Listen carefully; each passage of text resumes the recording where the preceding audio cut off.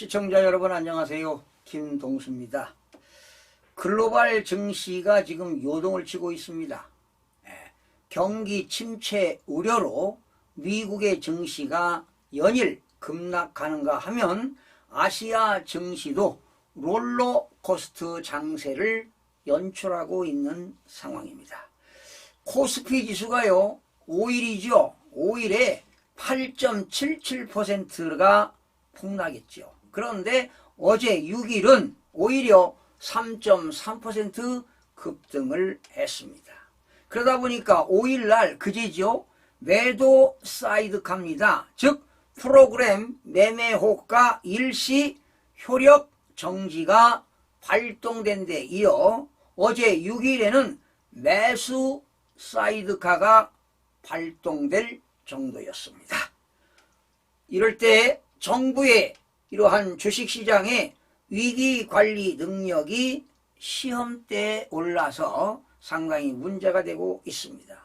여러분 진원지가 어디입니까? 바로 미국발 R 공포입니다. R, 리세션, 즉 경기 침체의 공포라고 보시면 되겠는데요. 미국 연방준비제도 FED가 시장 달래기에 나섰지만 5일 미국의 뉴욕 증시 3대 지수는 또다시 2.5%포인트 떨어졌습니다. 다우 평균과 S&P 500 지수는 2022년 9월 이후 최악의 낙폭을 기록했습니다. 여기에 AI인 인공지능의 거품론 그리고 중동 불안 등 악재가 터지면서 투매 사태가 벌어졌습니다.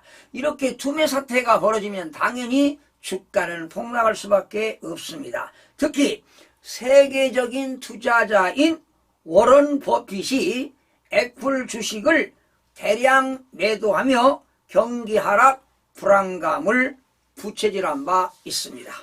그러다 보니까 한국의 최상목 경제부총리는 어제 긴급 거시경제 금융현안 간담회에서 정부와 한국은행은 대외 충격에 따른 시장 변동성에 대한 충분한 정책 대응 역량을 갖추고 있다고 밝혔습니다. 한국 그리고 일본, 대만 등 아시아 증시가 과도하게 반응한 측면이 상당히 큽니다. 그렇다고 안심할 단계는 절대로 아닙니다. 한국 경제를 둘러싼 대내외 불확실성이 커지고 있는 만큼 비상사태에 대비해야 할 것입니다. 특히 미국 경기 침체가 현실화되게 되면 우리 경제를 떠받치는 수출에 크나큰 타격이 예상이 됩니다.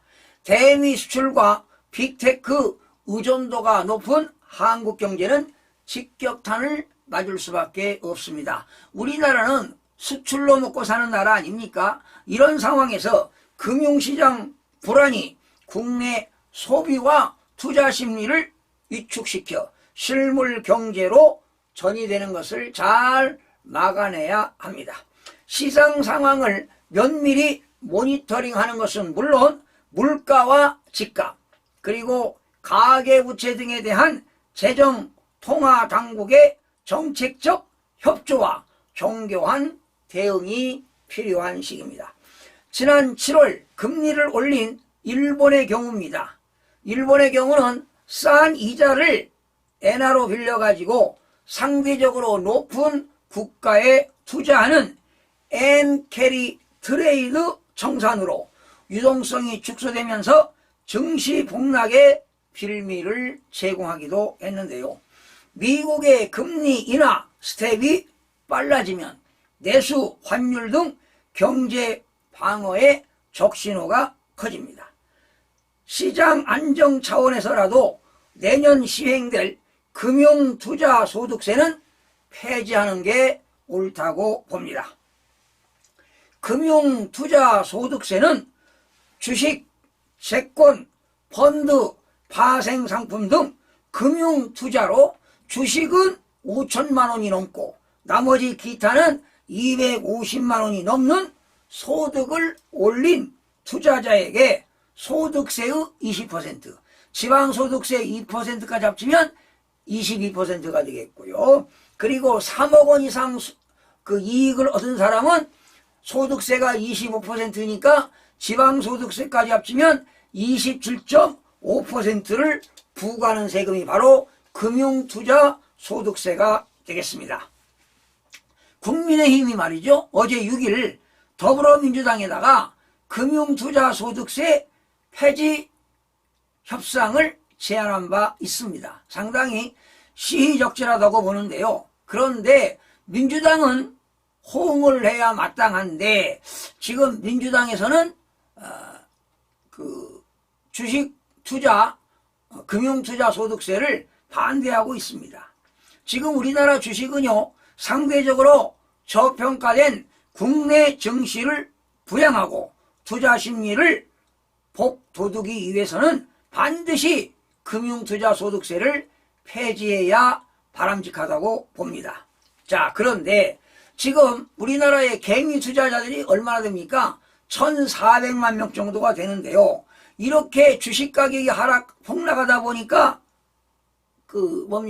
엄청난 손실을 보다 보니까 지금 이렇게 투자자들이 엄청난 손해를 보고 한숨을 쉬고 있는 가운데 여름 휴가를 떠났다고 윤석열 대통령을 비판한 진성준 더불어민주당 정책위 의장이 투자자들로부터 비판을 받고 있습니다. 여러분, 대통령이 휴가 갔다고 주식이 올라가고 떨어지고 그렇습니까? 그러면 대통령이 대통령실에서 앉아 있는다고 해서 주식 가격이 올라갑니까? 네. 그런데 역시 대통령이 휴가를 갔다고 해서 그냥 편히 쉬는 게 아니라 민생을 보살피기 위해서 말이죠. 전통시장도 순방하지 않았습니까? 여러분, 대통령이 대통령실에 앉아 있다고 주식 가격이 올라가면 말도 안 되는 것이지요. 앉아있지 않고 자리를 비웠다면 주식이 떨어지냐고요. 참 지적도 험한 지적입니다. 그런데 진성준 더불어민주당 정책위 의장은요 부정선거로 당선된 가짜 국회의원입니다. 진성준만 그렇습니까? 전 대표 이재명 대표 그리고 박찬대 원내대표 그리고 진성준 정책위 의장 주요 요직을 맡은 사람들이 다 가짜로 당선된 국회의원들입니다. 왜 이렇게 민주당은 가짜가 왜 이렇게 많은지 말이죠. 한심하기 짝이 없습니다. 역시 자업자득입니다. 여러분, 지금 정부와 여당은요 내년부터 2025년부터 시행 예정인 금융투자소득세 폐지를 하겠다고 방침을 밝히고 있는데 민주당은 금융투자소득세를 예정대로 시행해야 한다는 입장을 지금 고수하고 있는 상황입니다. 진 정책위 의장은 민주당의 지금 정책 파트를 총괄하고 있는 사람 아닙니까? 그런데 진 정책위 의장은 지난달 26일 MBC 라디오 김종배의 시선 집중에 나와서 예정대로 금융투자소득세를 받아내겠다, 시행해야 한다고 생각한다며 이재명 대표께서도 예정대로 시행해야 한다는데 공감하는 것 같다고 말하기도 했습니다. 여러분, 지금 이재명 전 대표가 정신이 있습니까? 지금 지금 재판이 많이 잡혀 있지요. 아마 9월, 10월이면 1심 판결이 나올 텐데 본인의 안위를 위해서 이런 금융투자 소득세 전혀 그런 거 관심이 없습니다. 본인이 어떻게 하면 깜빵을 가지 않는가, 이게 가장 중요한 것이지요. 즉 사법부에서 어떠한 판단을 내린 건가, 이게 지금 집중돼 가지고 지금 방탄 국회를 하고 말이죠. 이재명 방탄하는 거 아니겠습니까? 그러다 보니까 지금 이재명 대표는 구속을 당하지 않기 위해서 지금 몸부림치고 있는 것입니다. 그런 거 아니겠습니까? 그런데 지금 이 전 대표가 무슨 금융투자소득세에 관심이 있겠습니까? 국민에게 대선 공약 때 1인당 25만원 지원, 지원금 준다고 공약을 했는데 사실은 뭐 국회 통과했어요. 지난 8월 2일 날 본회의에서 국회 통과됐는데 대통령은 아마 거부권을 행사해야 될 것입니다. 지금 세수도 부족하고 국가 재정도 어려운데 13조 원을 풀어가면서 잘 사는 사람이나 못 사는 사람이나 대한민국의 모든 국민들에게 외국인까지도 1인당 25만 원씩 지급하는 것은 완전한 포퓰리즘 정책이라고 볼 수밖에 없습니다. 예. 여러분들 이런 거 받는 거 당장 기분은 좋지요. 예. 그렇다고 한국의 경제가 성장이 되는 것 절대 아닙니다. 오히려 인플레이션을 발생시켜서 물가가 올라가는 그런 현상, 그런 악영향을 미칠 수도 있기 때문에 1인당 25만 원 지급하는 것은 저는 절대로 반대하는 사람입니다. 저 역시도 받으면 기분 좋겠죠. 우리 가족들이 인당 25만 원씩 받으면 좋지요. 그러나 국가적으로 봤을 때는 바람직하지 않다고 보는 것입니다. 시청해주신 여러분 고맙습니다.